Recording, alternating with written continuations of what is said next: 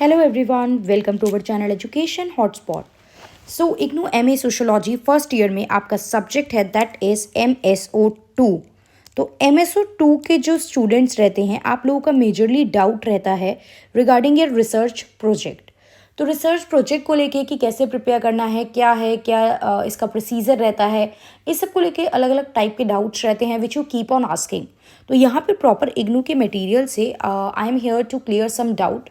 हो सकता है एक वीडियो में चीज़ें पूरी तरीके से क्लियर ना हो, सो 2-3 वीडियो में मैं ट्राई करूँगी कि इससे रिलेटेड जो भी आपके कंसेप्ट हों वो अच्छे से क्लियर हो जाएं।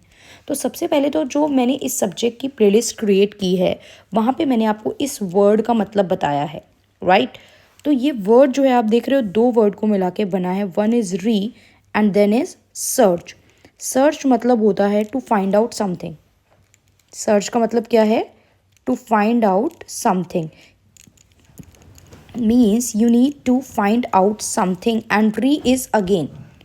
तो ऑलरेडी किसी टॉपिक पे जिस चीज़ पे कोई फाइंडिंग्स, कोई स्टडी की हुई है, आप उस पर दोबारा से अपनी फाइंडिंग्स जो हैं वो आप शो कर रहे हो। This is research. तो जब आप अपनी स्टडी में हायर लेवल पे जाते हो, जैसे अभी आप मास्टर कर रहे हो, फर्दर आप एमफिल करते हैं या आप पीएचडी करते हैं, तो आपको पता होगा कि वहाँ पे आपको proper research paper, research report लिखने को दी जाती है। रिसर्च पेपर या रिसर्च जो रिपोर्ट है वो लिखने को दी जाती है। इस पूरे सब्जेक्ट की प्लेलिस्ट में आप लोग डिटेल में देखेंगे कि मैं रिसर्च के टाइप, रिसर्च का format, qualities of a good research और प्रॉब्लम्स रिसर्च में क्या आती है, इन सब में आपसे मतलब इन सब के बारे में मैं आपसे वहाँ प्लेलिस्ट में बात करूँगी। और पेड क्लासेस में भी ये सब जो डाउट्स हैं, टॉपिक्स हैं, वो हम लोग कवर करेंगे।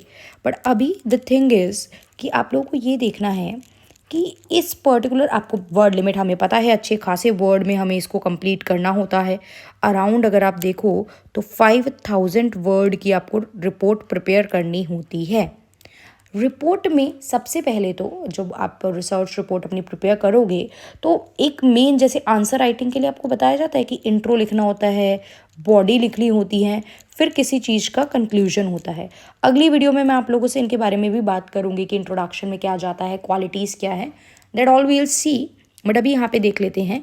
तो इस सीक्वेंस में जो चीज़ें जाती हैं रिपोर्ट राइटिंग में, ये सब आपको लिखना है।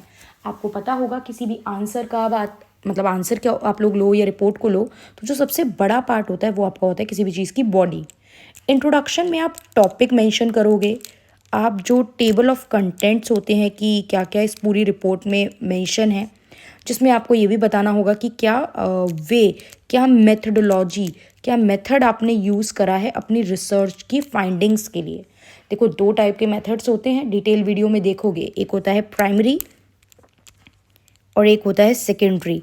सिंपल लैंग्वेज में भी आप लोगों को अगर मैं बताऊं तो प्राइमरी इज़ समथिंग जब आप fresh first hand information collect कर रहे हो। आपका जो भी टॉपिक था, आप जिस भी चीज़ पे स्टडी कर रहे हो, जैसे कि for example impact of social media on the married life, right, अगर ये एक रिसर्च का टॉपिक हो गया, या फिर कोविड टाइम पे डिवोर्स रेट का नंबर, डोमेस्टिक वायलेंस के केसेस, तो ये आपका टॉपिक हो जाता है। फिर आप उसको सपोर्ट करने के लिए कुछ फैक्ट्स कलेक्ट करोगे, या तो आप घर जा के सबसे सर्वे लोगे, कुछ फिल करवाओगे फॉर्म, राइट। अदरवाइज़ आप कहीं पे रिकॉर्ड होगा, जैसे अब मुझे कई बार आपके लिए कुछ नोट्स प्रिपेयर करने होते हैं, मैं गूगल करती हूँ, किसी का कोई रिपोर्ट, किसी के कोई नोट्स, किसी का कुछ आर्टिकल होता है, आई गो थ्रू दैट और उसको पढ़ के मैं आप लोगों के लिए नोट्स के कुछ पॉइंटर्स वहाँ से लिख लेती हूँ। तो वो कैसा डेटा था? वो था secondary data, already collected sources में से जब आप कोई इन्फॉर्मेशन यूज़ कर लेते हो, ठीक है। इवन आप बुक में से पढ़ के चीज़ें देख रहे हो, फाइंड आउट कर रहे हो, that is also secondary data, ठीक है। तो ये तो डेटा की फॉर्मेटिंग वगैरह है, जिससे आप अपनी रिपोर्ट में मेंशन करोगे कि आपके जो भी पॉइंट्स हैं, जो भी टॉपिक आपका था, आप उसको वैलिडेट करने के लिए क्या क्या चीज़ें यूज़ कर रहे हो। Is it clear? ये मैंने आपको बता ही दिया है, 5000 वर्ड। एक वीडियो में क्लियर नहीं होंगी चीज़ें, ये भी बता रही हूँ। फर्दर थोड़ा बहुत और भी डिस्कशन इसके बारे में करेंगे। अब रिसर्च मेथडोलॉजीज़ एंड मेथड की यहाँ पे बात करने लगे, तो ये पूरे बुक में हम सीखेंगे ये सारी चीज़ें, ठीक है, कि what are the different methodologies and methods. Primary and secondary मैंने आपको बताया होते हैं, ये चीज़ ध्यान रखनी है। नेक्स्ट इज, देखो ये बताया गया है क्या क्या है, नाम यहाँ पे मेंशन कर दिए गए हैं जो चैप्टर में आप लोग पढ़ोगे, ठीक है। क्वांटिटेटिव एंड सर्वे मेथड्स की बात होती है, क्वालिटेटिव मेथड्स हैं, कि आपने जो भी रिसर्च करी है उसको प्रेजेंट आपको करना है।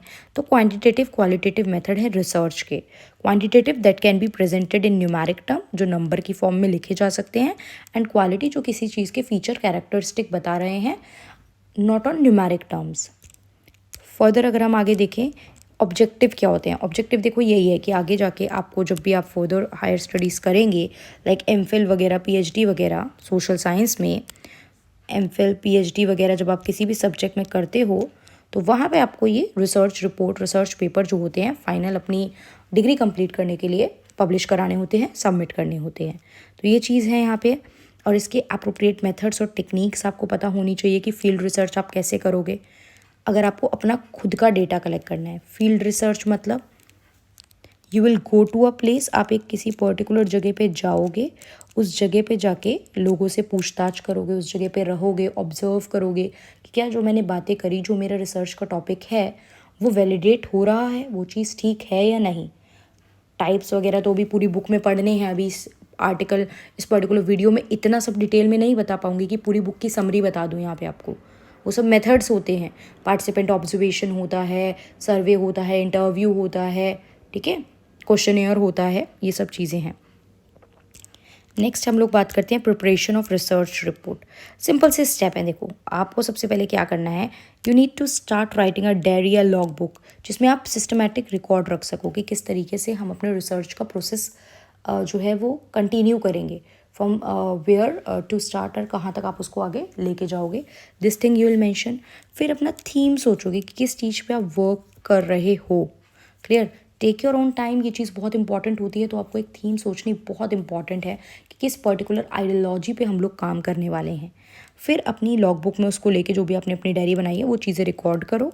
बाद स्टार्टिंग में नहीं लेकिन बाद में आपकी रिसर्च को कंप्लीट करते टाइम रिसर्च में एक एफिशिएंसी इंक्रीज़ करने के लिए ये जो आपने रिकॉर्ड बनाए होंगे ये आगे जाके काम आएंगे। फिर जो भी आपके काउंसलर मिलते हैं, जैसे एमफिल और पीएचडी वगैरह में तो मिलते, आपके काउंसलर के थ्रू आगे चीज़ें करते हो ना, तो वो उनसे कंसल्ट करो।